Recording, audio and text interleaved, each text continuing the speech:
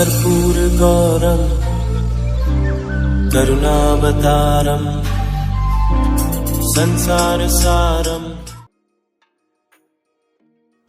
ओम शिवा, जय माता दी। पुनः स्वागत है आप सभी का। बहुत प्यारे से हमारे वृषभ राशि के जातक 1 जून से लेकर 30 जून तक का जो ये समय है आप सभी के लिए कैसा जाने वाला है। बहुत ज़्यादा अच्छा जाने वाला है, बहुत ज़्यादा शानदार जाने वाला है। बहुत बड़ी उपलब्धियां लेकर आया है ये महीना, हमारा जून का महीना।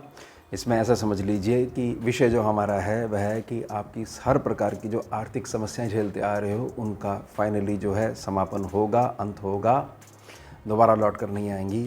पैसा, नाम और शोहरत, ये तीनों जो आशीर्वाद आपको प्राप्त होंगे।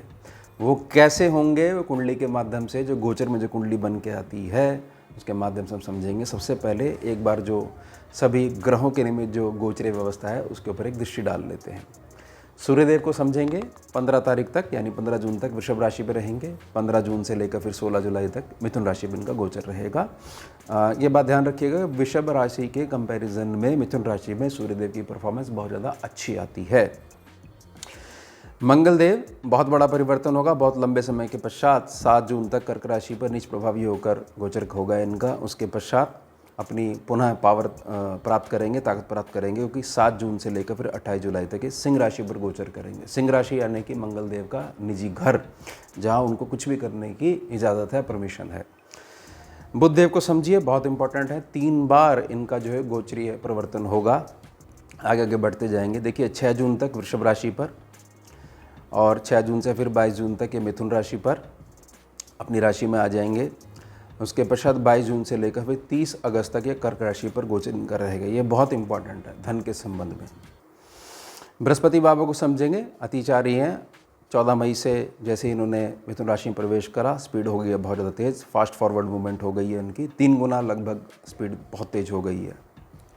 18 अक्टूबर 2025 तक ये मिथुन राशि में इनका गोचर बना रहेगा। साथ ही साथ जून के महीने में 12 जून से लेकर 9 जुलाई 2025 तक ये 27 दिनों के लिए अस्त भी हो जाएंगे।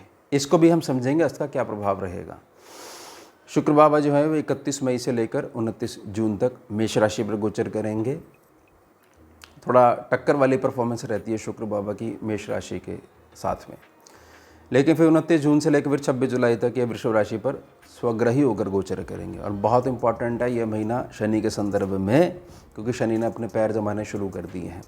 देखिए 29 मार्च से लेकर 3 जून 2027 तक, 29 मार्च 2025 से 3 जून 2027 तक मीन राशि में इनका गोचर रहेगा। और इनकी जो तीसरी दृष्टि है वह बहुत ज़्यादा इंपॉर्टेंट रोल प्ले करने वाली है धन के संबंध में। वृषभ राशि के जातक समझ जाइएगा, और वो भी स्थिरता वाला धन। लेकिन हम सभी को शनि हमारे अच्छे बनाकर ही रखने होंगे, निजी कुंडली में भी और निजी व्यवहार में भी। राहु 18 मई 2025 से 5 दिसंबर 2026 तक कुंभ राशि पर गोचर प्रभावी रहेगा। और सेम, क्योंकि केतु बाबा सम्मुख रहते हैं, तो केतु बाबा जो है 18 मई 2025 से 5 दिसंबर 2026 तक सिंह राशि पर इनका गोचर प्रभावी रहेगा। अब पैसा, नाम और शोहरत, आर्थिक समस्याओं का अंत किस प्रकार से? देखिए गोचरीय व्यवस्था में जो कुंडली है, शनि की पोजीशन देखिए उसकी। शनि बाबा की पोजीशन है मीन राशि पे, लाभ स्थान पे बैठे हुए, सर्वलाभ सेक्शन पे बैठे हुए हैं। यह जो सेक्शन है ना, इसकी ये समझ लीजिए कि इसकी एक अपनी विशिष्टता, अपना विशिष्ट गुण है। यह जो सेक्शन है वह प्लैनेट की प्रकृति कितनी ज़्यादा क्रूर हो, कितनी ज़्यादा अगेंस्ट में हो, यानी लग्नेश के साथ कैसी भी स्थिति बनी हुई हो, यह सेक्शन उसको कुछ ना कुछ अच्छा करवाने पे मजबूर बनाकर ही रखता है। ये सर्वलाभ सेक्शन जो है, और यह प्रकृति हमारा जो शुभ पंचम त्रिकोण भाव है और शुभ नवम त्रिकोण भाव है उसके साथ भी होती है। समझ रहे हो आप मेरी बात को? तो ये 3 सेक्शन बड़े इंपॉर्टेंट होते हैं। अब शनि आने वाले 2.5 साल तक यहाँ बने रहेंगे। अब आप दृष्टि देखिए, शनि बाबा की तीसरी दृष्टि पड़ रही है पहले स्थान के ऊपर। देखिए ऐसा समझिए कि जातक ना 2 प्रकार के प्रश्न रखता है। पहला जातक जो है, जो संघर्ष कर रहा है, वह सिर्फ इसी चीज़ में रह जाता है कि देखिए बस इतना आ जाए, अपने जो खर्चे हैं वो सामान्य तरीके से चल जाएं, बाकी कुछ ज़्यादा की आवश्यकता नहीं है।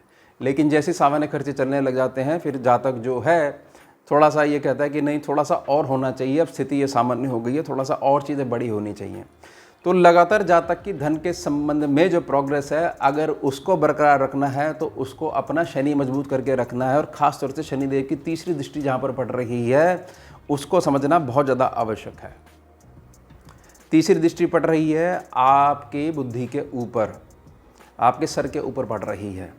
तो अब ये ध्यान रखिएगा वृषभ राशि के जातक, बहुत सारे परिवर्तन ऐसे होने वाले हैं जून के महीने में, जिससे कि आपके सोचने समझने का, काम करने का जो तरीका है, काम करने के प्रति जो दृष्टिकोण है, वह पुराना तरीका जो भी चलाते आ रहे थे वह चेंज होने वाला है। क्योंकि मैंने प्रार्थना करी है कि जून आ गया है, मार्च से लेकर अब तो 2 महीने निकल गए हैं, तो शनि बाबा ने अपने पैर जमाने शुरू कर दिए हैं।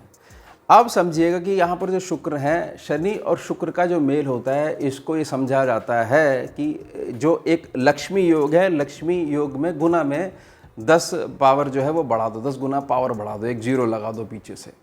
तो यानी कि यहाँ पर जो भी मेहनत करोगे शनि और शुक्र के मेल से, उससे जो आने वाला धन है तो वो मेहनत के अनुपात में ये कहा जा सकता है स्टडी के आधार पर कि 10 गुना बढ़कर मिलेगा हमारे को।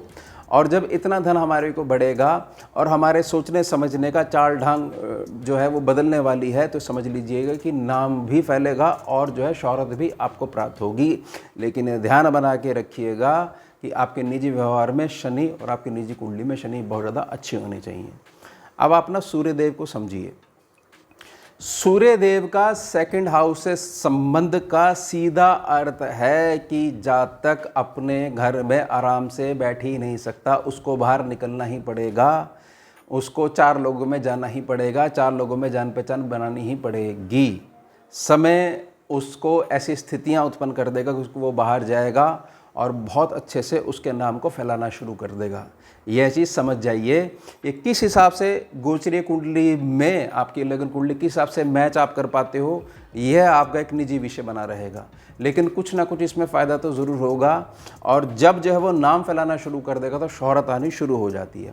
साथ ही साथ अब बुध को समझिए, क्योंकि वित्तीय व्यवस्था को मुख्य रूप से बुध के व्यवहार के द्वारा देखा जाता है। देखिए, लगन से लेकर मेहनत वाले सेक्शन तक बुध जा रहे हैं, तो ऐसे समझ लीजिए कि आधा महीना जो है आपका, आधा महीना आपके निजी जो संपर्क हैं वहाँ पर अपनी पैठ बनाने में निकल जाएगा केवल बुध के संबंध में।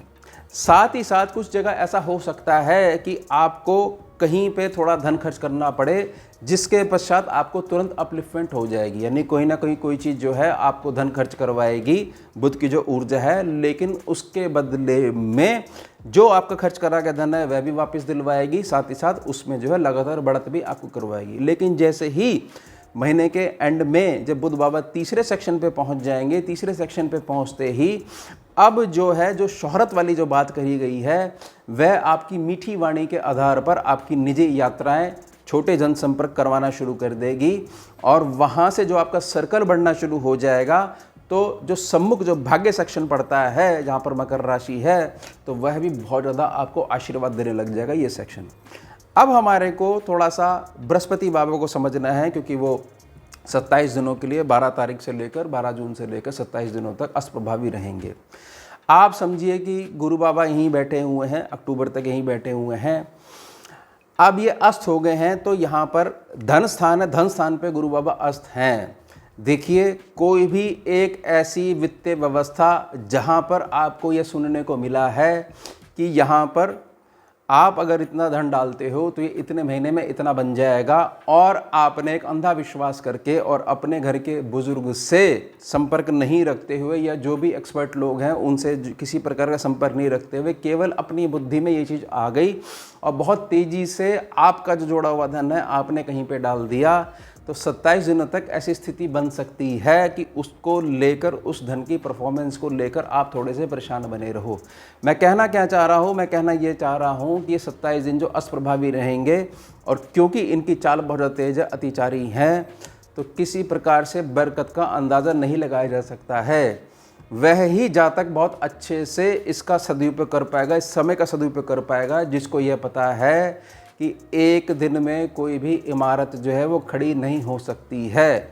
एक बार हम व्यवस्था को बहुत अच्छे से समझ लें, उसके लूप होल समझ लें, सारी चीज़ को समझ लें, उसके पश्चात हमें निर्णय लेंगे आपस में सलाह करके क्या हमारे को यहाँ पर निवेश करना चाहिए या नहीं करना चाहिए। उसी प्रकार से क्या हमारे को ये वाली चीज़ खरीदनी चाहिए या नहीं खरीदनी चाहिए, कहीं ऐसा तो नहीं हमारे पैसे में ही हम उलझ के रह जाएं। ये बात को ध्यान बना के रखिएगा। और बहुत बड़ा इंपॉर्टेंट अपडेट है, क्योंकि मंगल और केतु एक साथ हो जाएंगे। देखिए, मंगल और केतु के एक साथ होना कहीं ना कहीं अंगारक योग को थोड़ा सा अग्नि देता है और बहुत सारे विद्वान इसको एक प्रकार का डिफरेंट प्रकार का पिशाच योग की संज्ञा भी दे देते हैं। मंगल बाबा ठीक है, मेहनत वाले स्थान पे बैठे हुए थे लेकिन नीच प्रभावी थे, पावर पूरी आ जाएगी क्योंकि सिंह राशि में पहुंच जाएंगे। केतु का व्यवहार क्या रहेगा जैसे ही मंगल पहुंच जाएंगे, और वो भी सुख स्थान पर। देखिए, दो चीज़ें हो सकती हैं, दोनों में से अगर कोई हो ही नहीं रही तो ये चीज़ समझ लीजिएगा कि आपके बृहस्पति आपकी कुंडली में बहुत अच्छा आशीर्वाद दे रहे हैं, यानी कि आपके घर में जो पुराने बुजुर्ग हैं उन्होंने बहुत अच्छा जो है आशीर्वाद आपको दिया हुआ है, और आप भी अपने नित्य कर्म में उन तक जो है ऊर्जा पहुंचा रहे हो। संस्कार आपके बहुत अच्छे हैं और आपको पुनः जो पितृ पूर्वजों का आशीर्वाद प्राप्त हो रहा है, और कोई ना कोई आपके घर में ऐसा बुजुर्ग जरूर रहा होगा जिसने बहुत अधिक पूजा पाठ करी हुई है और आपकी हर प्रकार की मंगल कामना वो पहले से करके गया हुआ है। सबसे पहले तो मंगल केतु को जब भी सुख स्थान पर मिलाओगे तो पराक्रम बढ़ जाएगा, यानी अपने घर में ही छोटी छोटी बातों पर लड़ाइयाँ होनी शुरू हो जाती हैं, होंगी ही, ऐसा मैं नहीं कह रहा हूँ। मैं प्लैनेट की एक चीज़ समझाने का मैं प्रयास कर रहा हूँ कि ऐसा प्रभाव आ सकता है। दूसरे उसमें कि अगर ये चीज़ नहीं होती है तो जातक एक कोने में सिमट के बैठ जाता है कि ठीक है, आपने मुझे कह दिया है, मेरे को बार बार कहने की ज़रूरत नहीं है, और ऐसा लगता है कि इतनी फ्रस्ट्रेशन घुसी हुई है कि अगर इस जातक को टोक दिया जाएगा तो एकदम से चीखने चलाने लग जाएगा। यह मंगल केतु के सिम्टम, अगर किसी प्रकार से हम इसके दुष्प्रभाव में आने लग जाते हैं तो ही। और जातक क्या करता है, जातक बहुत ज़्यादा शनि खराब करना शुरू कर देता है मंगल केतु के मिलन से। और शनि कहाँ बैठे हैं, आपके लाभ स्थान पे बैठे हुए हैं, तो जो आपका लाभ इंतजार कर रहा है कि आपके पास 2 दिन का टाइम है, वहाँ पहुँच जाइए। अब आप जो है 2 दिन को बिल्कुल टालते रहोगे और बहुत ज़्यादा धक्के से वहाँ पर पहुँचोगे, यानी कि आपको समय की वैल्यू को भुलवा देता है। अगर जो यह योग है यहाँ पर, अगर ये दुष्प्रभाव जो दे रहा है उसकी चपेट में अगर आप आ जाते हो, लेकिन लगन कुंडली मजबूत है, बृहस्पति बहुत मजबूत है, तो कुछ नहीं होने वाला, पता भी नहीं लगेगा ये दोनों प्लैनेट एक हो गए हैं, कुछ हो भी रहा है या नहीं हो रहा है। साथ ही साथ जो मैंने पराक्रम की बात करी है, पराक्रम की बात यह है कि जातक को फाइनल ये रियलाइज़ हो जाता है कि मैं आज से संकल्प लेता हूँ कि मैं अपने जीवन को बदल के रहूँगा। यह है मंगल केतु की पॉजिटिव ताकत। अब बदल के रहूँगा, उसमें मेरे को यह नहीं देखना है कि उसके लिए मुझे करना क्या पड़ेगा, बस संकल्प ले लिया। अब स्थितियाँ जो है मेरे संकल्प के आधार पर मेरे जो इष्ट है, मेरे गुरु बाबा, मेरे गुरु माँ हैं, वो बना देंगे, समझे हो, या मेरे महादेव, मेरी माता रानी वो बना देंगी। मैंने एक इच्छा प्रकट कर दी है, हाँ मुझे ये पता है कि वो प्रेरणादायक ऊर्जा वो मेरे को लगातार देते रहेंगे। ये है मंगल और केतु। इसलिए मंगल केतु वाला जो व्यक्ति है ना, बहुत ज़्यादा प्रैक्टिकल होने लग जाता है।